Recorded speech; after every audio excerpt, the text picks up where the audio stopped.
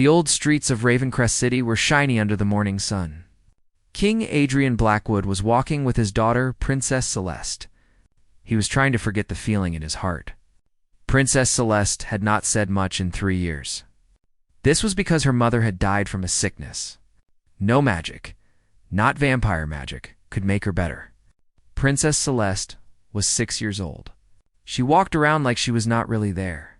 Her little hand was loose in King Adrian Blackwood's hand. They were doing something they did every week. They were walking through the part of the city where people sold things. Adrian was in charge of the Northern Vampire Kingdom. For a long time, almost 400 years, people respected him. They were also afraid of him. He had hair with some gray at the sides, and his amber eyes were very sharp. Adrian had seen a lot of things happen in his life, like empires becoming powerful and then falling apart. Nothing had prepared him for how bad he felt when his daughter was so sad that she was fading away. The Northern Vampire Kingdom and its people were suffering because Adrian's daughter was suffering. Adrian, the ruler of the Northern Vampire Kingdom, felt completely helpless. Celeste used to be a curious person, just like her mother. Now she just goes through the motions of being a royal. Her eyes are empty. She is really quiet. This silence is very sad for him to see every day. Celeste is not the person she used to be, and it breaks his heart to see her like this. It really breaks his heart every single day because of the way Celeste is now. The bakery was there when they turned the corner. It was a place with walls that were the color of cream. The sign above the door said Winter's Bakery, and it was painted by hand. You could smell bread and cinnamon coming from inside. Adrian saw that Celeste was not walking anymore. Her whole body got stiff. Her dark eyes were staring at the window of Winter's Bakery. A woman was putting pastries in the window at Winter's Bakery, and Celeste was watching her. Emma Winters was humming a tune to herself as she worked. She did not notice the person standing outside watching her. Emma Winters was 27 years old. She got the bakery from her grandmother 2 years before. Emma Winters had put a lot of love into keeping the bakery just like it was. She wanted to keep the recipes and the warm feeling that people liked. Emma Winters had hair that she pulled back into a braid. This was a way to keep her hair out of the way. Emma Winters wore a simple blue dress that had flour over it from working in the bakery. She did not look special, all but the way she walked and the way she handled each pastry was really nice. The way she did things showed that she was a person. This kindness was something that you could see in the way she moved and the things she did.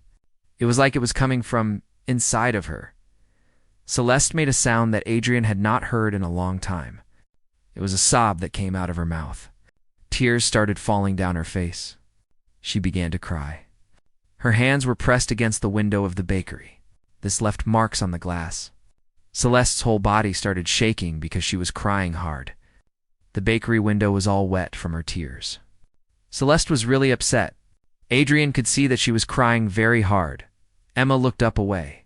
Her warm brown eyes got really big because she was worried about the kid who was crying. She wiped her hands on her apron. Then she went to the door. Emma got down on her knees so she could be at the level as Celeste. She was very gentle. This made Adrian feel a sharp pain in his heart, even though he was not alive. Emma was being so kind to Celeste. "Dotto, sweetheart, what is wrong?" Emma asked softly. Her voice was really worried. She put out her hands slowly like she was trying not to scare an animal. And then Celeste did something that surprised Adrian. She reached out with both of her hands to Emma. Celeste whispered to me, "You smell like Mama." These were the words she had said in a long time. Then she said it again, "You smell like her." Emma looked up at Adrian with an expression. She saw that he was wearing clothes, and she could tell that he was a very powerful person. This was because he was an old vampire. When Emma figured out who Adrian was, she looked surprised. Then she got up from where she was sitting, nodded her head to show respect to Adrian. Emma was being respectful to the vampire Adrian. "Your Majesty," she said. Her voice was steady. She was surprised. She did not let it show. "I am sorry," she said. "I did not mean to upset the princess." She said this because she really did not want the princess to be upset. The princess was important to her. She wanted to make things right with the princess. Adrian watched this woman. Emma, who was able to get through to his daughter, Celeste, in a few seconds. Emma did not back down when Adrian looked at her. She did not seem scared of him like most humans are. She just kept looking at Celeste with a lot of kindness in her eyes. This made Adrian feel something move in his chest when he saw how Emma looked at Celeste. Adrian was surprised that Emma was able to show much compassion to Celeste. My late wife, Queen Helena, was a special person. She loved baking much. Queen Helena would go to the palace kitchens, stay there for hours even when the staff did not want her to. Queen Helena liked to make all sorts of things like bread and sweet treats with flowers like lavender and vanilla. Emma's eyes showed. She finally understood as she looked back at the crying child. "I use my grandmother's recipe," she said in a voice. "I put lavender and vanilla in everything I make. That was my grandmother's touch. It is what made her things so nice. My grandmother's recipe is really special to me. I like to use lavender and vanilla in almost everything." Celeste was still holding Emma's hand really tight. She did not want to let go of Emma's hand because she was scared that everything would fall apart if she did. Adrian saw his daughter put her face on Emma's skirt and take a breath. His daughter's little body was finally calm for the time in a very long time. Celeste was holding Emma's hand, and Adrian was watching his daughter with Emma. Emma was being very kind to his daughter, and Adrian could see that. His daughter was feeling safe with Emma. Adrian said that she has been really upset since her mother died. She has been crying all the time. She does not talk about anything except the lady from the bakery, Adrian said. I was thinking, would you like to come to the palace? Maybe if you spend some time with Celeste, she will feel a little better about what's going on with the lady from the bakery and Celeste. Emma stopped for a moment. She really got what a deal this was. Having a human in the court was really rare, especially when it was something so personal. Then she looked at Celeste and saw how much the little girl wanted this to happen. Her eyes were all teary and full of hope. Adrian saw the moment when Emma made up her mind she was going to do it for Celeste. The vampire court and all its rules did not matter to Emma when she saw Celeste like that. I would really be happy, Emma said in a voice. I am doing this for her, not just because you told me to do it. The difference was really important to Adrian. This woman had a lot of pride. She always stuck to what she believed in. She would not do what someone told her to do, not even if that person was a king. Adrian found that he really liked that about her more than he wanted to say. He thought it was great that this woman had much pride and principles. He told me that in the afternoon, the guards who work at the palace will come to take me somewhere. The palace guards will be the ones to escort me. That night, Celeste had a meal for the first time in months. She talked about Miss Emma, the bakery, and the cinnamon rolls she really wanted to try. The people who worked at the palace were surprised to see the little princess, who had been very quiet and sad now, smiling and laughing. Celeste's laughter was loud and happy.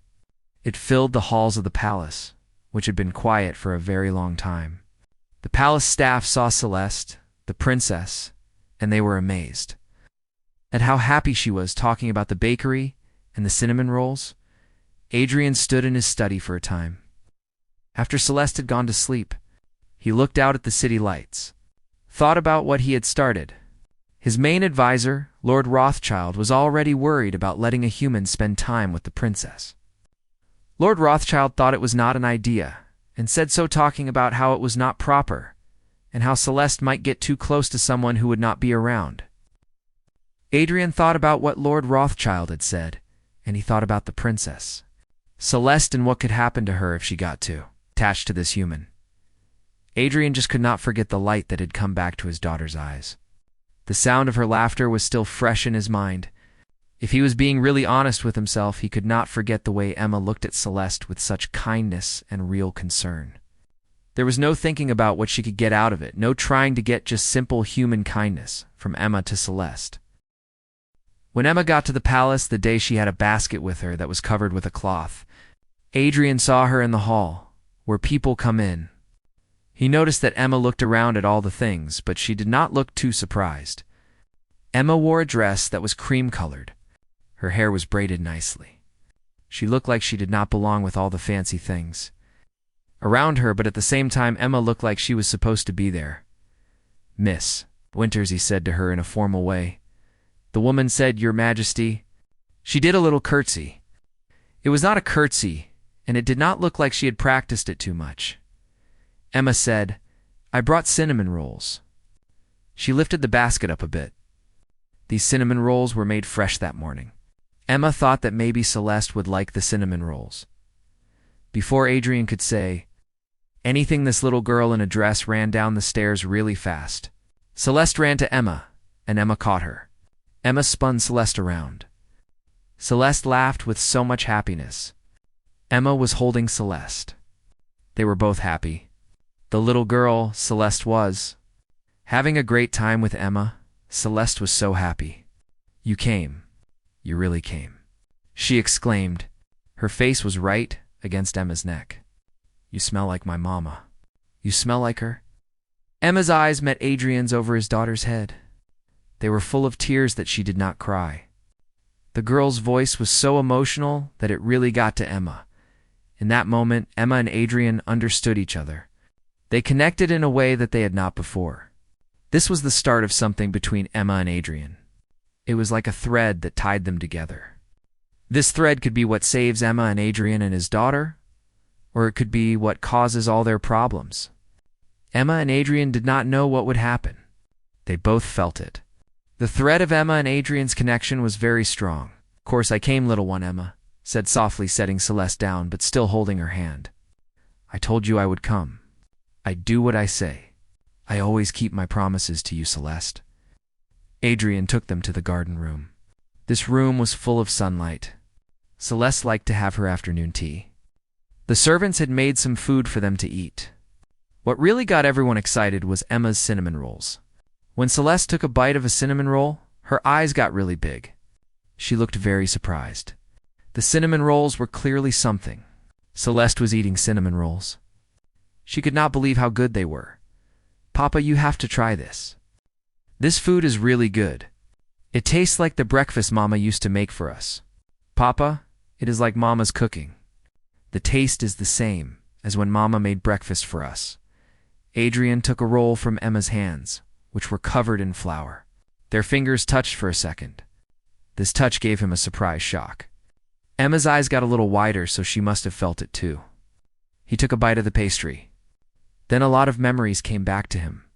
He remembered Sunday mornings when Helena was laughing in the kitchen. He remembered Celeste when she was a kid taking bits of dough. The kitchen smelled good like cinnamon and vanilla, and everything was happy. That was before death took all the things away. Adrian thought about Sunday mornings, with Helena and the good times they had. He thought about Emma and the role she had given him, and how it brought back memories of Celeste and Helena.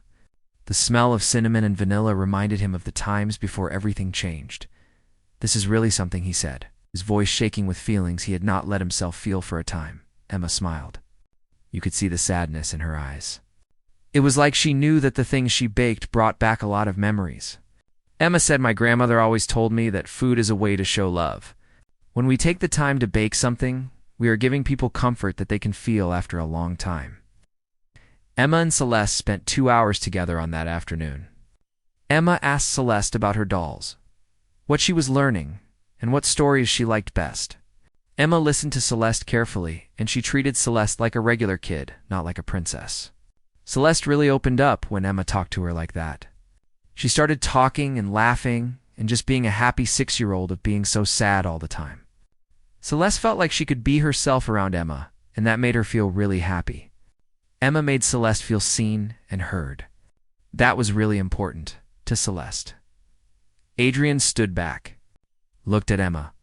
He was really surprised at how Emma understood his daughter. When his daughter, Celeste, talked about her mother, Emma did not change the subject. She did not say things that she did not mean. Emma just said she knew it was sad and that it was okay to be sad. Then Emma helped his daughter think about times with her mother. Emma did a job with Celeste's emotions. Emma said something nice. She told me that my mama must have been a person. If she was able to raise a daughter like me who's kind and smart, then she must have been wonderful. Emma said this to me at one point when we were talking. Celeste had a smile that was a little sad but really real. She said my mama was the mama in the whole world. My papa says I have my mama's eyes. Emma said that she did.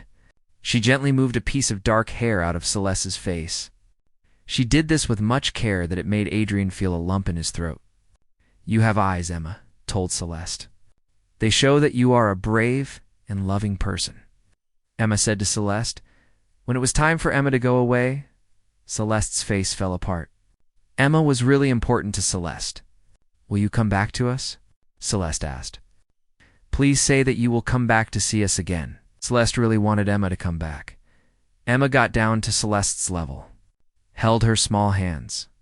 "If your father says it is okay, I would really like to come see you again." "Do you want me to visit you again, Celeste?" Celeste said please, turning to her papa, Adrian, with a lot of hope. "Papa, can Celeste's friend come to our house every day, Papa Adrian?" Adrian said this. He really did not know why. It was like the words just came out of his mouth. He thought to himself that this was not an idea. He thought that getting close to someone would only hurt him more in the end. "I will come once a week," Adrian said. "I will come every Tuesday if Miss Emma is okay with that." Emma's smile was really sweet and thankful. "I will come every Tuesday, I promise that." The royal carriage took Emma back to her bakery. Adrian stood with his daughter Celeste in the palace courtyard. They watched the carriage until it was gone. Celeste leaned against Adrian's side. She looked really happy. It was the time Adrian had seen her like that since her mom Helena died. Adrian felt happy to see Celeste so happy. The carriage was gone now. Adrian was still standing there with Celeste, feeling happy that Emma was back. At her bakery, "I really love her, Papa," Celeste whispered quietly. The woman makes everything feel less scary when she is around Celeste. Celeste feels safe with her. Adrian put his arm around his daughter. He felt scared and hopeful at the time. "I know, Star," he said. "I know." That night, for the first time in 3 years, Celeste slept without nightmares. And Adrian stood at his window until dawn, thinking about a human baker with kind eyes and gentle hands, wondering what price they would all eventually pay for this temporary happiness. And realizing with dawning terror that he was already willing to pay it, the Tuesdays became really special. When autumn came and the kingdom was filled with colors like amber and gold, Emma went to the palace every week. She brought a kind of warmth with her. This warmth was not just because of the pastries she carried in her basket. 6 months went by fast. It was all about happy times and getting better. The change in Princess Celeste was amazing. The Tuesdays in Emma and the time they spent together at the palace really helped Princess Celeste to feel much better. The child with eyes, who used to just go through life, was now running around the palace with a lot of energy and happiness. She was eating meals, sleeping well at night, and talking all the time about all sorts of things. The people who worked at the palace would talk quietly to each other, say it was like seeing flowers bloom after a really long winter. The person who made all of this happen was Emma Winters, the baker, who did something that vampires could not do, even after trying for a very long time. Emma Winters was the reason for this change in the child, and it was really amazing to see. The child was happy now. It was all because of Emma Winters and what she did for her. Adrian really looked forward to Tuesdays.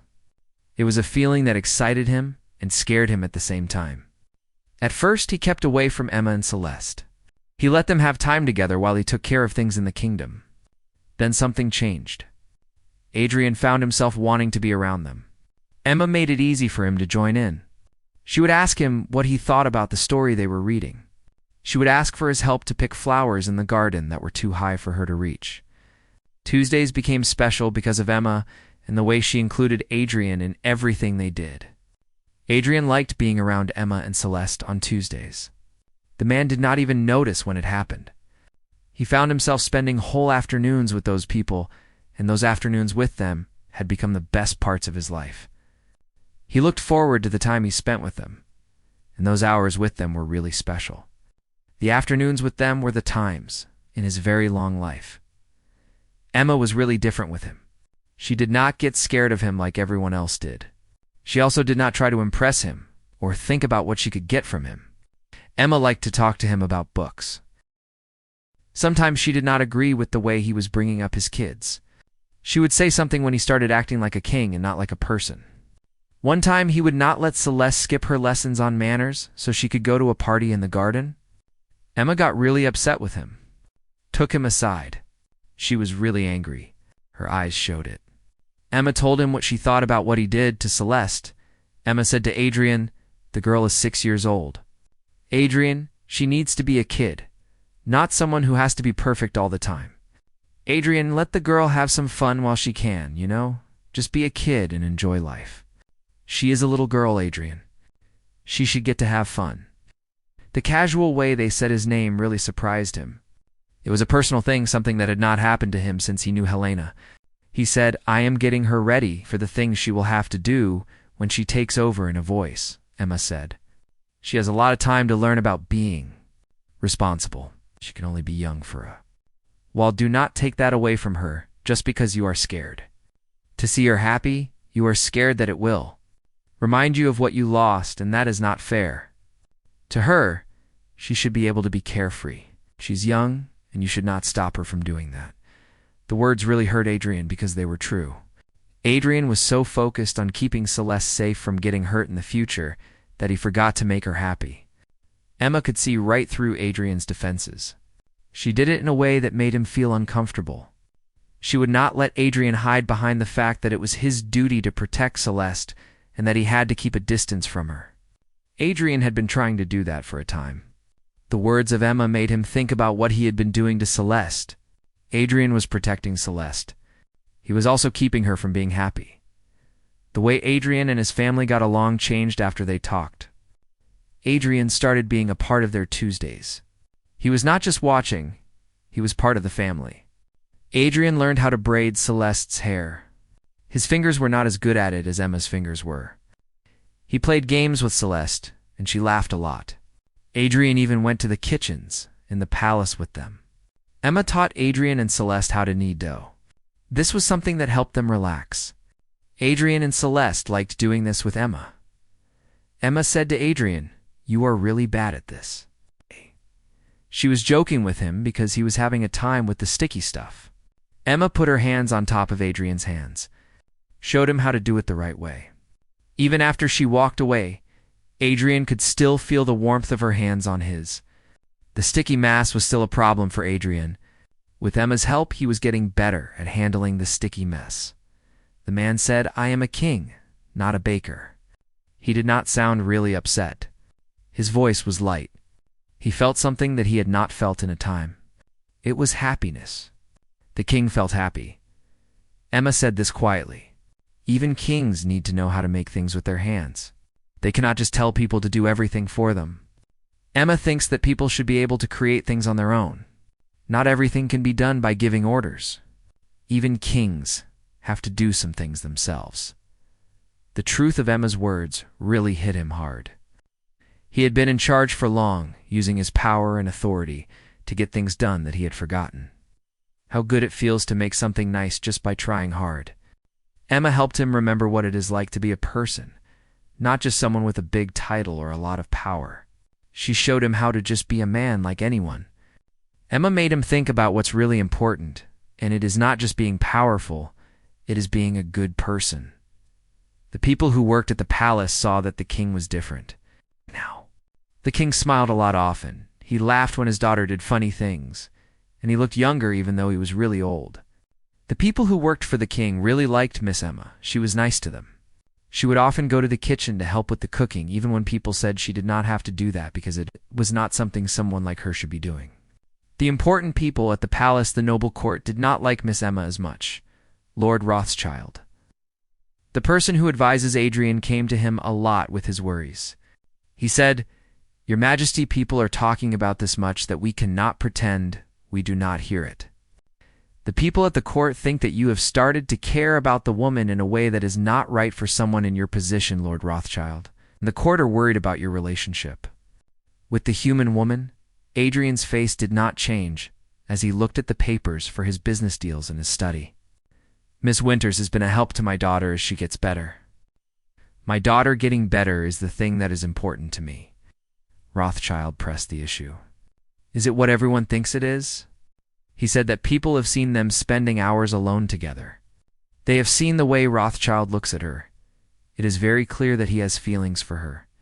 People have even heard Rothschild and her laughing together in the gardens. Rothschild must understand how this looks to people. Rothschild and her are always together, so people are going to talk about Rothschild and her. What something looks like does not matter, Adrian said in a voice. He will not send away the person who makes his daughter happy to make the people. The court stopped talking about it. When the princess leaves, Rothschild asked quietly, "What happens when the princess marries some man and the princess has her own family?" "The princess will get old. The princess will die in what will feel like a very short time to us." "What will happen to the princess then?" "What will happen to Rothschild when the princess is gone?" The questions bothered Adrian a lot because he did not have any answers. He knew that this situation was not going to last. Emma was human. Her life was short. It did not make sense for him to get too close to her because it would hurt him a lot when she was gone. Knowing something and feeling something are two different things. Adrian's feelings for Emma had become very strong. They were stronger than they should be. Adrian's feelings for Emma had grown a lot. He could not help the way he felt about Emma. He was falling in love with Emma Winters. He had probably already fallen in love with Emma Winters. He did not want to admit it to himself. When Emma Winters came to visit every Tuesday, he felt happy inside. He would find reasons to touch Emma Winters' hand. He would remember everything about Emma Winters' face and voice. He loved how kind Emma Winters was and how strong she was. He loved how wise and gentle Emma Winters could be and how she would fiercely protect Celeste. Emma Winters made him feel like he was really living again, not just going through the motions like he had been doing for years. Love that does not have a future is really sad. It is like something bad is going to happen and you will be very hurt. Love without a future is another kind of sadness that you will feel later. The Autumn Gala is here. It is just as fancy as always. This is an event that happens every year. It brings together families from all over the places where vampires live. They all come to the palace. They stay for a week.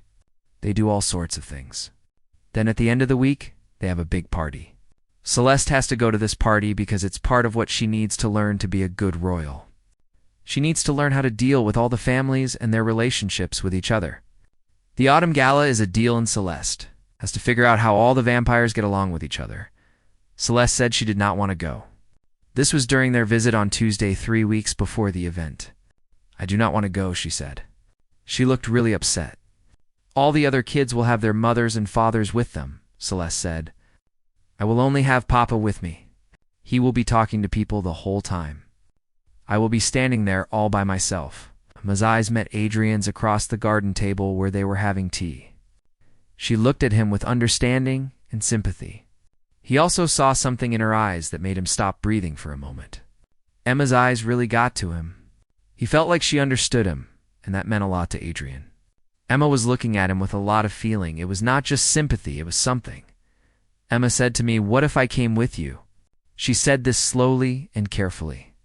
"Would that make it less difficult for the trip?" Emma asked. Talking about the trip and how my trip would be if Emma came with me on the trip, Celeste's face lit up like the sun. She said, "Really? You would really come to the ball with Celeste?" Emma said that if her father says it is okay, then she will go with Adrian. She looked at him when she said this. It is not something that people usually do. If her father agrees, Emma would feel very special to go with Adrian. Adrian knew that he should say no. If he took a person to the Autumn Gala, it would cause a problem at court and make everyone talk even more about him. And Emma, this would make things really tough for them. Everyone would know about it. It would be very hard for them to stop what was happening. But when he looked at his daughter's face, she was so happy and excited, and Emma was being very nice and saying they should do it. Adrian found that he could not say no to them, to the Autumn Gala, and to Emma, the man told them that they would need a gown. Celeste was really happy. She let out a loud squeal. At the time, Emma's eyes got very wide because she was so surprised. She could not believe what the man had just said about the gown. Celeste was still very excited about the gown. The dressmakers all went to Emma with a lot of enthusiasm. They were really curious about her. Adrian told them what he wanted, which was something that looked really nice, but not too fancy. The head seamstress, Madame Rousseau, had been making clothes for royalty for a very long time. 3 centuries, and she wanted to do a great job. Madame Rousseau took her job seriously because she was very proud of the work she did. For the vampire royalty, Madame Rousseau said that Emma has a great body shape after she took Emma's measurements. Emma stands up straight, which is nice to see because she was not born into a family. Madame Rousseau told the queen that they will make Emma look amazing, Your Majesty. The gown that Emma wore was really something. It was made of this silver silk that shone like the moon on a lake, and it had pretty flowers embroidered on it. These flowers were the kind that bloom at night. They were on the top part of the gown and the bottom. The gown looked great on Emma. It was not too fancy. It was not too plain. When Emma came out of the room where she was trying on the gown, Adrian was amazed. He could not even breathe for a moment. The gown was perfect. On Emma, she looked really beautiful. She was not changed into something that was not her. She was made to look like the best version of herself. Her brown hair was done up in a style with little silver pins that shone like stars. Celeste had said that Emma should wear a necklace that had been passed down in their family. A pretty necklace with diamonds and blue stones that used to belong to Helena. Emma wore this necklace because Celeste wanted her to. The necklace was very special to their family. It made Emma look even more beautiful. Celeste said that Emma looks like a princess. She walked around Emma with a lot of wonder in her eyes. Emma really looks like she belongs in a fairy tale with a beautiful princess, like Emma. Emma's smile was not really sure of itself when she looked into Adrian's eyes. She said, I feel like I am wearing clothes that belong to someone, and I am just pretending to be them, like I am playing a game of dress-up in someone else's life. Not my own life, Emma's life, which is supposed to be mine. Adrian said that I looked perfect. His voice was rougher than he wanted it to be. You look perfect. Then he said it again. Truly perfect. Adrian really meant it when he said that. I look perfect. The night of the gala finally came around and it was really cold outside. You could feel the autumn air. The palace looked amazing with all the candles lit up. It had this old magical feel to it. The noble family started to arrive in these fancy carriages. There were vampires who were really old, we are talking centuries old, and they had seen a lot of things that happened a time ago. The big room where the ball was being held was filled with the sound of clothes moving around, glasses clinking, and people talking about serious things but trying to make it sound like they were just being friendly. The gala was a deal, and the grand ballroom was the place to be. The night of the gala was full of excitement. The palace was the perfect place. For it, Adrian went in first like he was supposed to, and everyone looked at him because he was the king.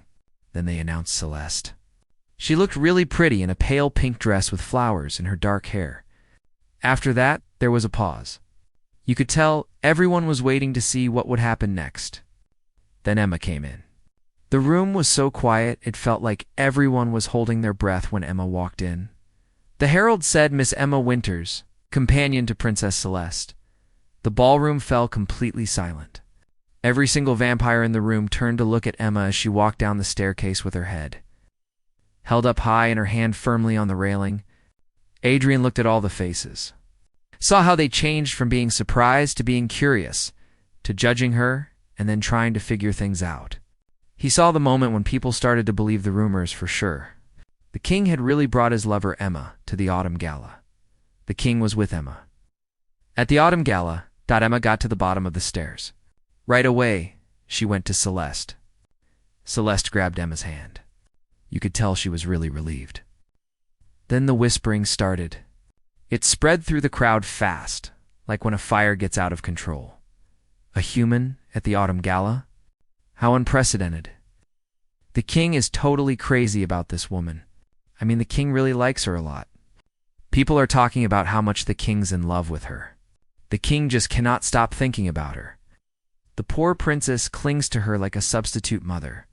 How unhealthy. She's pretty, I think. What kind of future can she? I really have together. I mean, she is a person and all, but I just do not see a future for her and me. What future could there possibly be for the two of us? Adrian felt really angry inside when they talked about Emma like she was nothing. They made her sound like a rumor or something bad. Emma did not seem to care. She just kept talking to Celeste, ignored the people staring at her. Emma acted like she did not even notice them, like they were not worth her time. Adrian was still angry about the way they talked about Emma. The evening was really formal. It felt kind of painful. Adrian did what he was supposed to do. He danced with the ladies who were nobles.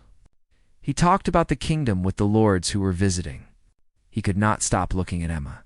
She was sitting with Celeste, helping her figure out how to behave at a fancy dinner. Emma was also giving Celeste words when she started to feel really overwhelmed. Adrian kept thinking about Emma, what she was doing with Celeste. Emma was being very kind to Celeste, making sure she was okay. Lady Victoria Ashford, a vampire who likes to do things, went to talk to Emma when the show stopped for a little while. Lady Victoria Ashford sat down next to Emma without saying anything. She looked at Emma with her smart eyes that missed nothing. Lady Victoria Ashford was really checking out Emma. Victoria said to the baker, "You are the baker who captured the princess's heart." She looked at the baker, added, "And maybe you also captured someone else's heart. The baker's heart is not just about the princess." Victoria was talking to the baker in a casual way. "The baker who everyone is talking about, you are that baker. The one who captured the princess's heart, and maybe another heart to the baker's heart, is special." Emma looked at her in the eye. "I'm a person who wants to help a child who is very sad, Lady Ashford. That is all there is to it. I care about this grieving child. I want to help them." Victoria laughed in a way that showed she knew something. "My dear, everything about you being is complicated, but I have to say I like it. The little princess seems to be feeling more alive than she has in years. Our king actually looks like a real person again. Whatever it is that you are doing, it is really working. Victoria thinks that you are doing something, and that is why the little princess is happy, and our king is acting like a normal person again. Victoria is happy to see this change in the princess and our king, and she wants you to keep doing what you are doing." Before Emma could say anything, Lord Cassius Darkmoor came up to her. He looked really cold and unhappy, like he thought he was better than everyone. Lord Cassius Darkmoor was an old vampire, almost as old as Adrian, and he was in charge of the part of the court that liked to do things the old way. "Miss Winters," he said, saying her name in a way that made it sound like he was looking down on her. "It is really something to see you here with people who are better than you. So, Miss Winters, does the king pay you money for taking care of the princess, Miss Winters?" The insult was really mean and hurtful. Emma's face turned red. She kept her voice steady. "I do not get paid all, Lord Darkmoor. I hang out with Celeste because I really like her, not because I want money or a fancy title."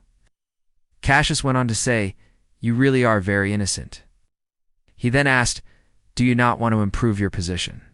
Do you not want to take advantage of the king's interest in you to get something more long-term for yourself, something that will last with the king?" Adrian stepped in between them before Emma could say anything. He had a lot of power. It was pretty scary. "Lord Darkmoor," he said in a voice. Adrian's voice sounded really important because he had been in charge for a long time. Over 400 years, he told Lord Darkmoor that he had to say sorry to Miss Winters away. If Lord Darkmoor did not apologize to Miss Winters, then he would not be allowed to come to court for a long time, maybe forever. The danger was real. Every person who heard it knew that. Cassius's face turned white. He was too proud to give up easily. He said, "Your Majesty, I am just saying what everybody is thinking. This human does not belong here. She is not a part of the nobles. The human's presence here is just not right. The vampire nobility is no place for this human. Adrian said she is here because I invited her. This means she is more welcome than people who are rude to my guests." Adrian's eyes, which are a brown color, started to get angry. He told them to apologize now to the guest he invited. Adrian wants them to say sorry to her. The standoff went on for a long time before Cassius finally bowed stiffly. He said, "I am sorry, Miss Winters. I said something I should not have said." Emma nodded nicely, even though Adrian could see that her hands were shaking. Cassius walked away and the people around them suddenly had things to do, so they left Adrian and Emma alone in an uncomfortable situation. Emma said that you did not have to do that. "I can deal with things that people say to me," Emma said.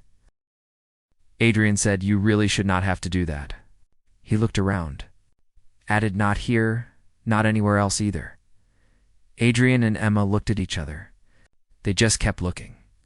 The rest of the people in the room with the fancy music and dancing did not matter anymore. Adrian knew that he was standing close to Emma. He saw how beautiful she looked in her silver dress. It made her look like the moon. He could hear her heart beating fast in her neck. Adrian really wanted to hold Emma in his arms. He wanted to tell everyone in the room that Emma belonged to him. He belonged to Emma. He did not care what would happen because of this. Adrian just wanted to be with Emma. The musicians started playing the waltz of the night. This was a deal because the king was supposed to start the dance. Everyone in the ballroom looked to see who the king would pick to dance with. The king had to choose someone to dance the waltz with him, and this was a really important decision. The final waltz was a tradition. The king had to follow it. Adrian held out his hand to Emma, said, "Can I dance with you?" The question was just sitting there. It meant much more than just a dance. If Emma said yes, if they danced together in front of the vampire court, it would be like they were telling everyone about their relationship. The vampire court would know that Emma and this person were together. There would be no way to take it back, no way to say that they were friends because of Celeste. Emma and this person would be seen as a couple by the court. Emma stopped for a moment before she put her hand in his hand. Yes. Adrian and Emma walked onto the dance floor. Adrian put his hand on Emma's waist. He felt the warmth of Emma's body through the silk of her dress. Emma's hand was on Adrian's shoulder. Their hands fit together well. It was like they were made to dance, like Adrian and Emma were supposed to be doing this. Adrian and Emma moved to the music. It felt nice, the music. Adrian and the other person moved together perfectly. Adrian had been dancing for a long time, but this was different. It felt like Adrian was flying and falling at the time. The music and the dance and Adrian all felt like they were new and a little scary, but completely right. Every step that Adrian took felt like the thing to do, even though it was something Adrian had never done before. The dance and the music and Adrian all felt like they were meant to be, like every move was. "Perfect," the man said to her. "You dance well." He helped her spin around. "My grandmother was really pushy about this," Emma said. She never looked away from him. "My grandmother said that life can surprise you at any time, so you should be ready for anything. She always said that you never know when life might give you opportunities, like my grandmother said." I really appreciate the things Emma says. Adrian pulled Emma a little closer. He did not care what people might think. "Emma, I have to tell you something." "Adrian, please," Emma said, cutting him off. Her voice was shaking a little. "Do not say something you will regret." "Not here, and not in front of all these people," Emma told Adrian. She did not want him to say something that Adrian could not take back later. He said, "What if I do not want to take it back?" He wanted to know what would happen if he told. The kingdom that she was very important to him. These past 6 months with her had been really great. They reminded him what it means to really live. He was falling in love with her. He wanted everyone to know that she meant a lot to him. He wanted the entire kingdom to know that he was falling in love with her. Emma's breath caught in her throat. Her eyes got really wide with shock. She looked like she was feeling hope and fear all at the time. "You cannot love me," she said. "I am a being. I will get old, die, but you will stay the same." Emma thought that she and this person had no future together, that it was just not possible for a human like her and someone like him to be together. "There is no future for Emma and you," she said again, repeating what she thought was the truth. "Then we will make one," Adrian said with a lot of feeling. "I have been alive for 400 years, Emma. I have been in wars. I have been in charge of kingdoms. I lost my wife. It was very hard for me. I was so sad that I almost lost myself. Being with you for 6 months has made me feel really alive. I felt more alive with you than I did in all those hundreds of years. Tell me you feel the way about me, Emma. Tell me that being with me has made you feel alive too, just like it has made Adrian feel alive." "I feel the way," Emma said softly, tears welling up in her eyes. She looked at Adrian, felt her heart hurt. "I love Adrian. I love Celeste too. Just because I love Adrian and Celeste does not mean everything will work out. The truth is, I am not going to be forever. This thing with Adrian is not going to last. I would rather have Adrian in this happy time for a little while than try to make it last and end up losing. Adrian and Celeste all together. I want to have this time with Adrian, even if it is just for a short time. Adrian is important to me. I do not want to ruin what we have by wanting something that is just not possible. The music got really loud. It was almost over and Adrian saw that they were the center of attention now. Every single vampire in the room was staring at them as they danced, looking at the emotions on their faces and watching the impossible love. The story of Adrian and the other person happened right in front of their eyes. The vampires were all watching Adrian in the way they felt. They were all seeing the love that Adrian had for the other person, this impossible love that was happening between Adrian and them. When the music finally stopped, Adrian made a decision that would change everything for him and the people around him. He did not let go of Emma's hand. Move away from her. Adrian kept Emma close to him, turned around to talk to the people who were gathered in the court. Adrian was still holding Emma's hand. He was looking at the court. The people in charge of the kingdom, he said, his voice loud enough for everyone in the big room to hear. I have been feeling alive for 3 years now, just doing what I have to do to rule, but my heart has not been in it because I was so sad. My daughter was sad too. She was very young. It was hard for her to deal with it. Then Emma Winters came into our lives, and the vampire kingdom and everything became different. The room was completely quiet. Every single immortal being was waiting to hear what he had to say. They were all listening to the being who was speaking, and they wanted to know what the immortal being would say. Next. This woman is really special. She helped my daughter be a kid again. She helped me feel happy again. She did all this for no reason than she has a lot of love to give. She has a heart, and she is not afraid to show it. This woman reminds me that being strong is not about being in charge, it is about caring for people. The woman reminds me that having power is not about telling people what to do, it is about helping them. This woman reminds me that living forever does not mean anything if we do not really live our lives. Adrian looked back at Emma. She was crying now, he said. I love you, Emma Winters. I love that you are kind and brave. You are wise and warm. I love how you make me want to be a person. You see the me, not just the king. I will make sure you are happy with your choice to be with us, Emma Winters, for long as we are together. Emma's hand was shaking in Adrian's hand. Adrian, what is it that you are trying to say to me? He said that he wants a future with her. He wants to be with her, know what happens. He wants her to be with him because he loves her. He does not want her to be with him because of Celeste. He wants Queenstown to be their home together. He wants her to be his partner and his love. He wants her to marry him and be his queen one day. The gasps that filled the ballroom were really funny. Lord Rothschild looked like he was going to pass out. Lord Cassius was completely furious. Lady Victoria had a big smile on her face. Adrian did not pay attention to any of them. He was only thinking about Emma, the woman who had made his life better after a difficult time. Adrian was only concerned about Emma, the woman who had brought happiness back into his life, which was previously very sad. Emma said to me, "You want me to be the queen of the kingdom?" She spoke softly. "You want a human who bakes to be the queen of the kingdom." Adrian said to me in a voice, "I want you to just be yourself." He told me that we will work everything out together.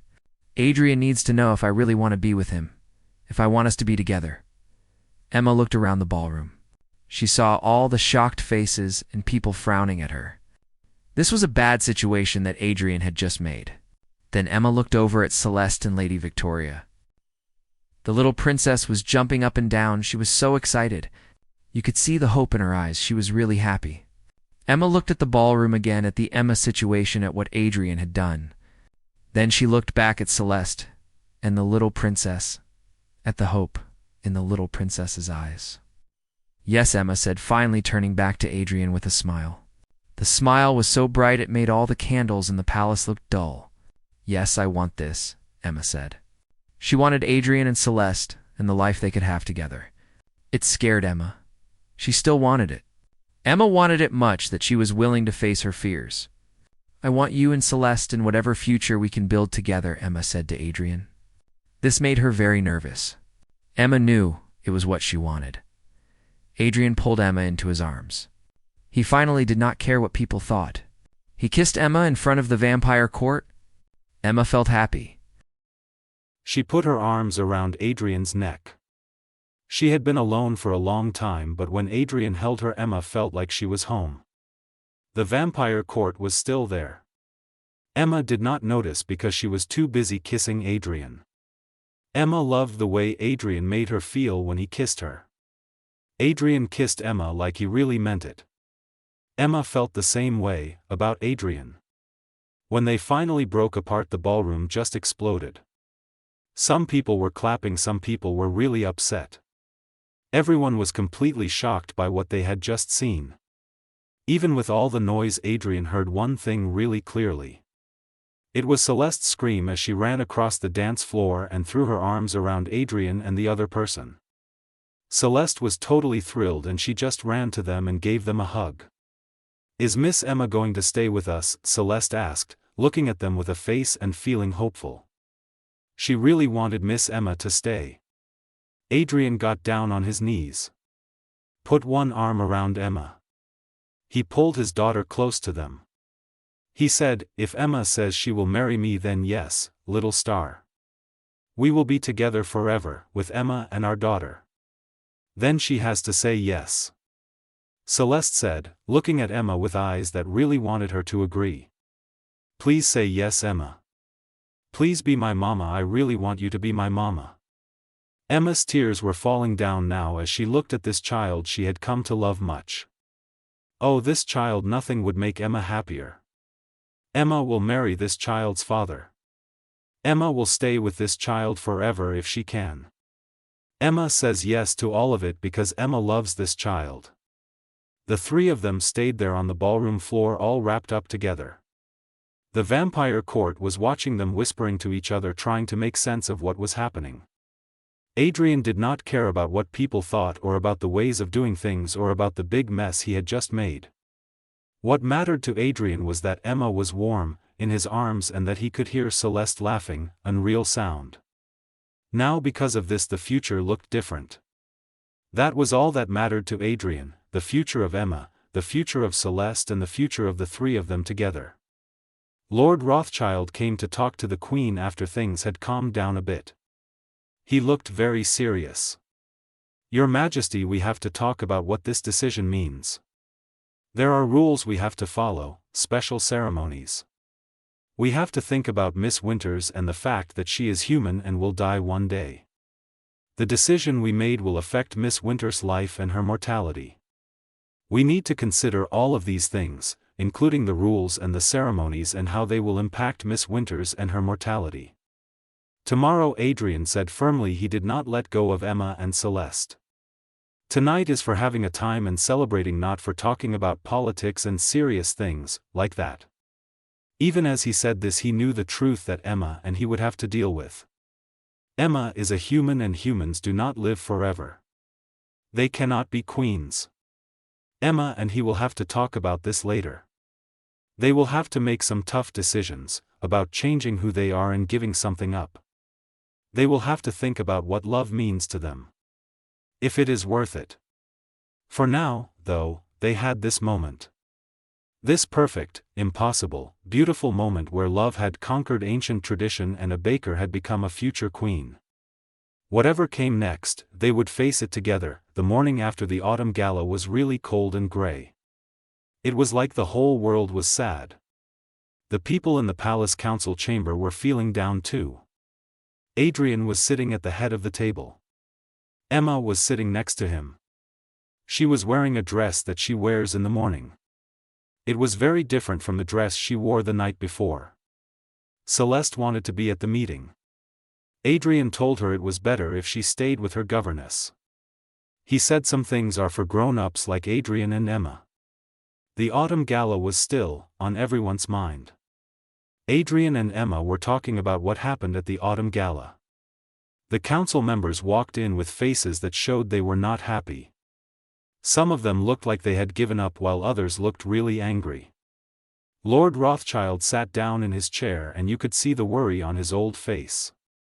Lady Victoria gave Emma a smile when she sat down, which was very kind of Lady Victoria. Lord Cassius looked like something was really wrong with him, like he had eaten something. Lord Thaddeus, who is in charge of the church in the kingdom, looked very serious, like something was troubling the kingdom's high priest Lord Thaddeus. "Let us be direct," Rothschild said. "The thing you said, Knight, Your Majesty, has caused a big problem. A person cannot be the queen of the vampires. This has never happened before. A lot of people think it is just not possible for a human to be the vampire queen." Rothschild was talking about the queen and he thought this was a big issue. Then Adrian said that they would do something that had never been done before. He said this in a calm voice, but at the same time his hand found Emma's hand under the table and he gave it a squeeze. Adrian was talking about creating a precedent and he was really holding onto Emma's hand while he said it. "It is not that simple," Lord Thaddeus said. He sounded very serious. Lord Thaddeus has been around for a long time, over 600 years. That is a time to learn about the church and its ways. The queen has to do some rituals, Lord Thaddeus explained. These rituals would be very bad for a human. The queen also has to connect with the kingdom's wards. These wards need essence to keep working. The queen might have to rule the kingdom for a long time even after you are gone. Humans do not live that long. This is a big problem. Emma's hand was shaking in Adrian's hand. When she talked, her voice was calm. "Maybe I do not need to be the queen. Maybe I can just stay like I am, Adrian's companion and Celeste's guardian, without being called the queen of anything. I can still be with Adrian. Take care of Celeste, Adrian's companion and Celeste's guardian, and that is all that really matters to me, being Adrian's companion and Celeste's guardian." "No," Adrian said. "I am not going to hide you. I will not make what you mean to us seem important. The title has rules, so we will follow those rules. We will do what it takes to meet the conditions of the title." The room got really quiet. It was like everyone knew what Adrian was getting at. It felt like something heavy was pushing down on them. The room stayed quiet because everyone was thinking about what Adrian said, and it was a deal. Lady Victoria said this quietly: transformation, which was what everyone was thinking about. You would actually change her into something. Lady Victoria was talking about the transformation of this person. Becoming a vampire is a tough thing to go through. It hurts much that you cannot even explain it. It does not always work. Emma would have to die as a being and then become something completely different. She would have to give up feeling warm and being in the sunlight. She would have to give up the things that make her human. The vampire transformation is very dangerous. 40% of people who try it do not survive. Even when it does work, sometimes people go crazy or forget who they are. The transformation from human to vampire is a process. Emma would have to go through this process and become something else entirely, losing her humanity and everything that makes her Emma. Emma's face had turned really pale. She lifted her chin with a lot of courage. Adrian thought this was really great. It also made him very sad. "Is that something that can actually happen?" Emma asked. "Can we really do this thing?" Lord Thaddeus said, "Yes, that is true. There are big risks. To do this, the person has to be very close to death. Then they have to be given blood and some old rituals have to be done. If it works, the person will come back to life after 3 days. If it does not work, the person will just die." Lord Thaddeus was talking about a vampire. The vampire blood is very important. The person has to have blood to become a vampire. Lord Cassius said this. His voice sounded like he really wanted Emma to say no. "The death rate is 42%, Lord Cassius added. This is what happens to healthy people who try it. The transformation is more likely to fail when the human is older. Lord Cassius told Emma that the transformation has a 42% mortality rate. Emma was 27 years old. This is not really old, for a person. It is not young either. The thought of putting Emma through a time made Adrian feel sick. He did not want to risk Emma's life for a crown that Emma did not even want. Adrian thought about what could happen to Emma and it made him feel bad. Emma had never asked for this crown, so why should Emma have to go through all this for it? There has to be another way, he said in a tone. Some other option that does not put Emma's life in danger. He was talking about Emma. He did not want anything bad to happen to Emma. Rothschild said, "There is none." He said this in a gentle way, which was surprising. If you really want to marry Miss Winters and make her the queen, you have to change her. The big question is Miss Winters ready to take that risk and pay the price for it? Rothschild is talking about transformation. That is the only way to make Miss Winters the queen. Everybody looked at Emma.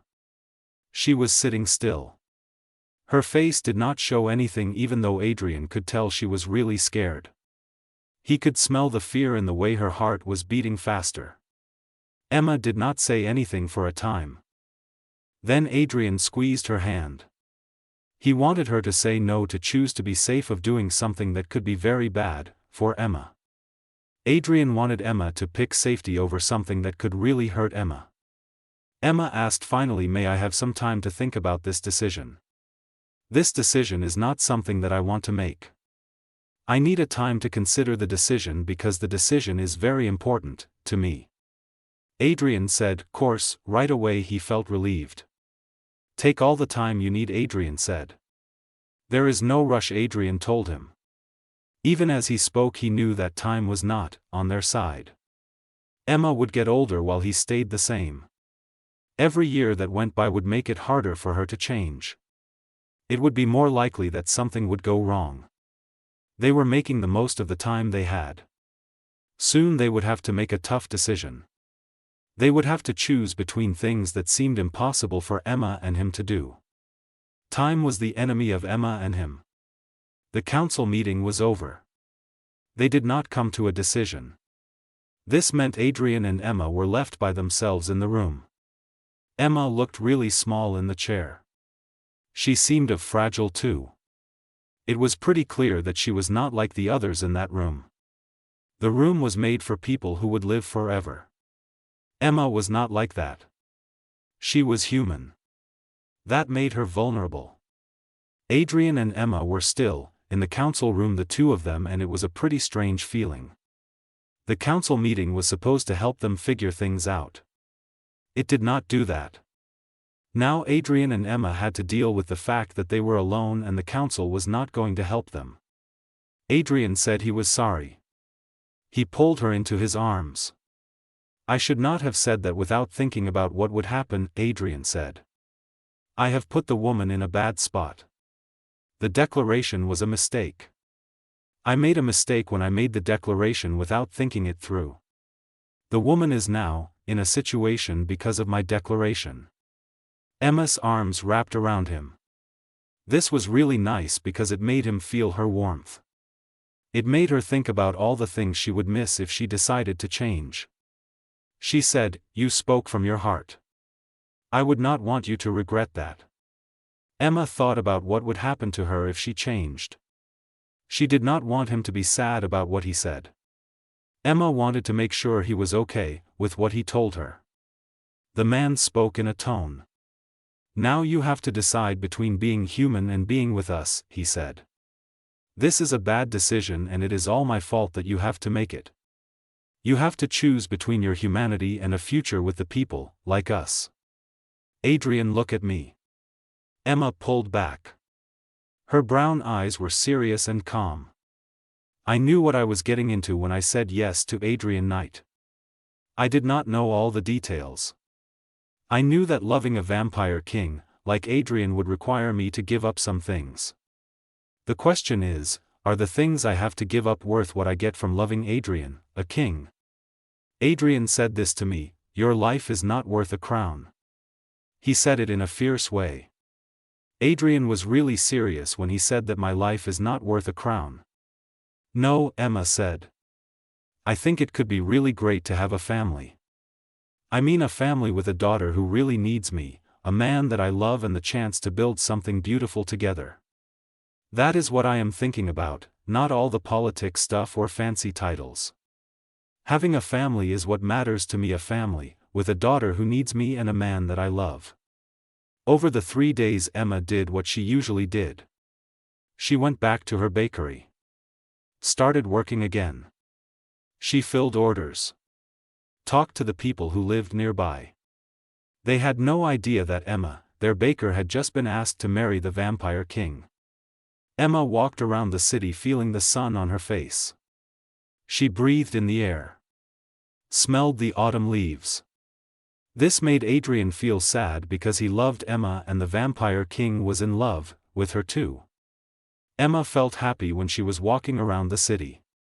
That made Adrian's heart hurt even more because he cared about Emma so much and he knew that the vampire king loved Emma. She spent a lot of time with Celeste, teaching Celeste how to bake and telling Celeste stories. It was like she wanted to give Celeste all the love a mother could give in the time they had. The little princess felt like something was not right. She did not say anything. Maybe she was scared of what the answer would be. She just stayed with Celeste. Enjoyed the time with Celeste. On the night Emma asked for a private dinner with Adrian in the palace gardens. They put a table under the stars. There were candles that gave a light and autumn flowers that made the air smell nice. This dinner felt like it was romantic and also very sad at the time. It was, like a beautiful moment before they had to make a decision that could not be changed. Emma and Adrian were going to have this one nice time together in the palace gardens. They sat there eating. It was really quiet. Nobody wanted to say anything because it felt nice and calm. Everything seemed fine for a while. Then Emma put down her fork. Looked at Adrian. She looked into his eyes and seemed very sure of herself. Emma was calm. She meant business. The woman spoke in a voice and said, "I have made my decision." Adrian's hands were tight, on the table. He said to Emma, "Please do not feel like you have to do this. We can find another way for the thing that needs to be done, Emma." "There is no way and we both know it," Emma said softly to him. "If I stay human I will get old and die quickly. It will feel like it happens in a second, to you. Celeste will lose another mom. You will lose another person you love. That hurt is going to happen. It is a matter of time." Adrian said this because he really wanted it to be true. "You would get to live," Adrian said. "You would get to have a life, get married to someone else, have kids and get old with your family around you." Adrian really meant it when he said you would have a natural life. "None of that matters if you and Celeste are not with me," Emma said. "You asked me something a days ago. You wanted to know if I wanted to be with you in the future. My answer is still the same. I want to be with you. Whatever it takes, whatever I have to give up, the answer is yes. I want to be with you and Celeste." Adrian felt a big change happen inside him. He felt better. He felt scared, at the same time.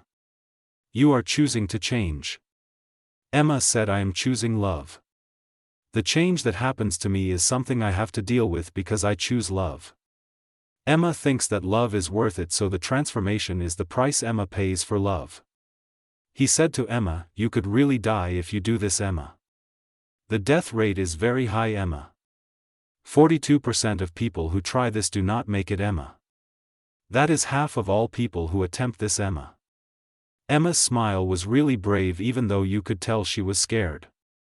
"Then I am taking a chance that I will be one of the 58% who make it. I have always been a person, Adrian. I think my luck will keep going." He did not want her to do this. He wanted to keep her safe. He wanted her to live a life and grow old like a normal person. He did not want her to go through this change. When he looked at her face, he saw that she had already decided what she wanted to do. The transformation was something she was willing to risk. He could see it in her eyes. All he could do now was be for her. He would support her. Hope that she would be okay. He would pray to the gods that she would survive the transformation. He would pray that she would make it through this time. The transformation was a risk, but he knew that she was willing to take it.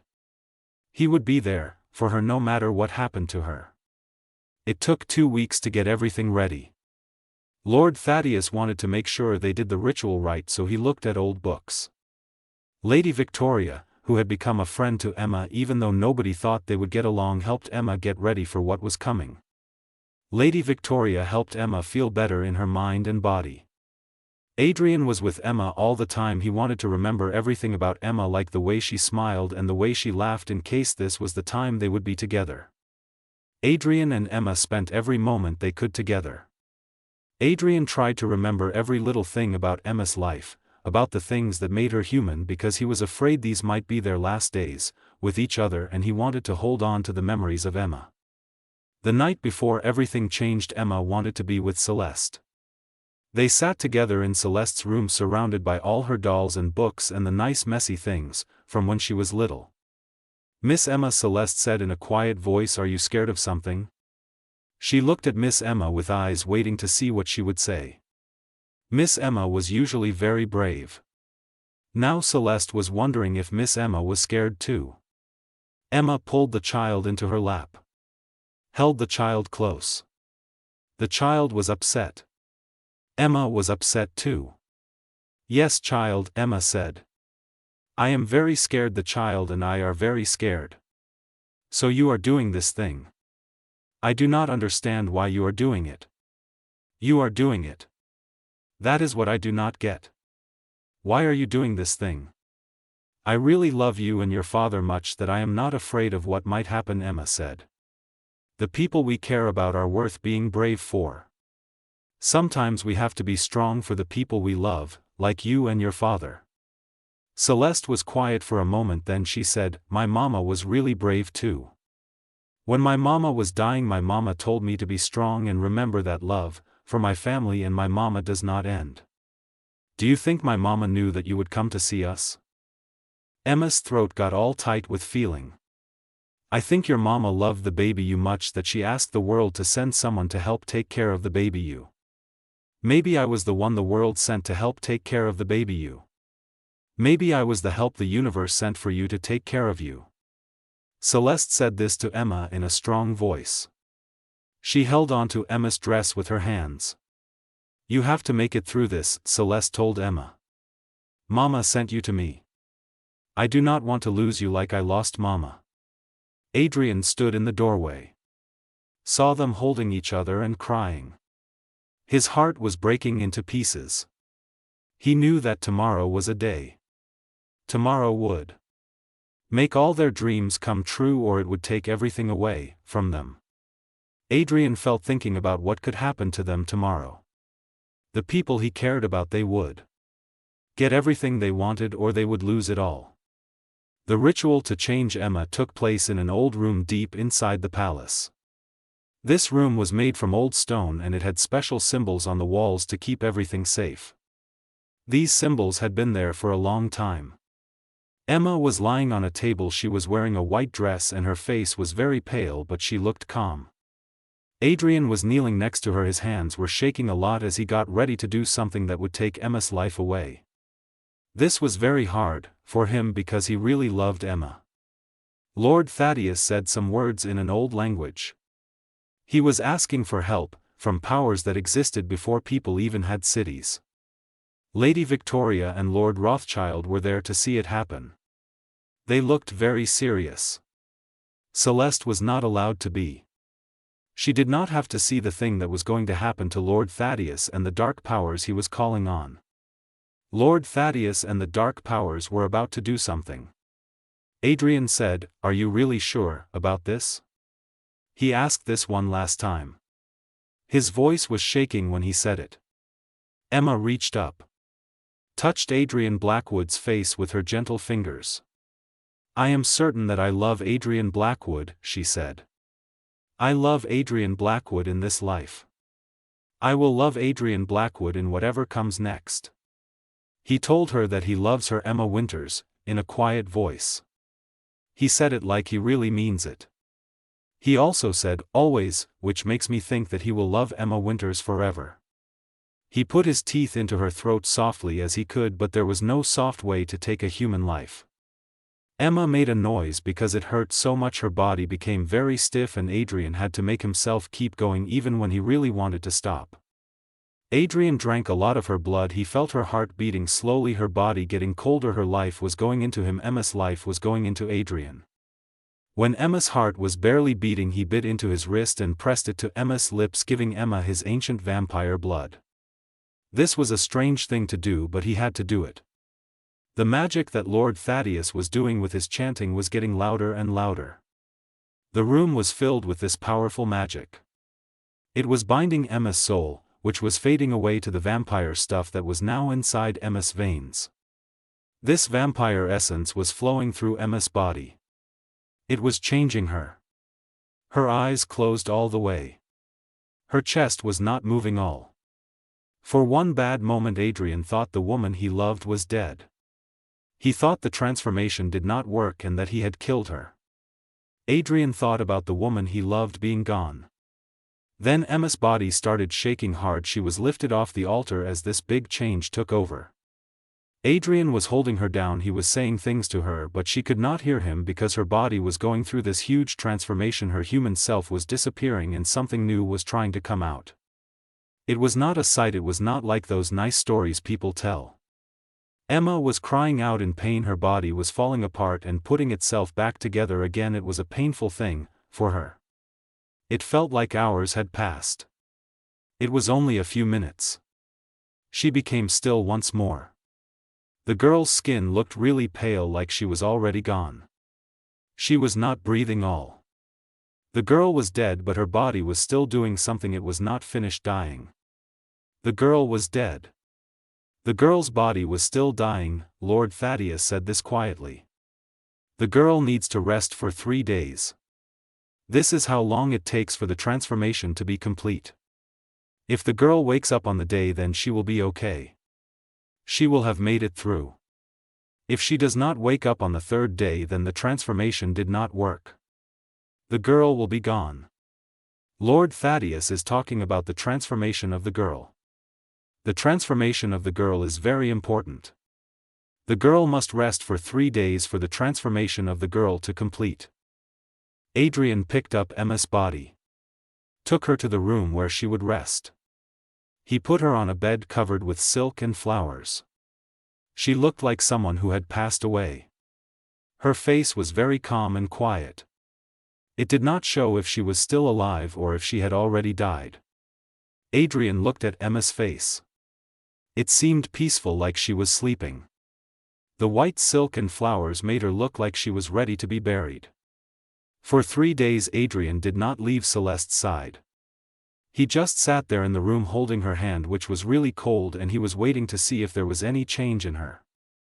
Celeste was allowed to come and visit them 2 times every day. She would sit with Adrian and her, just sitting there quietly.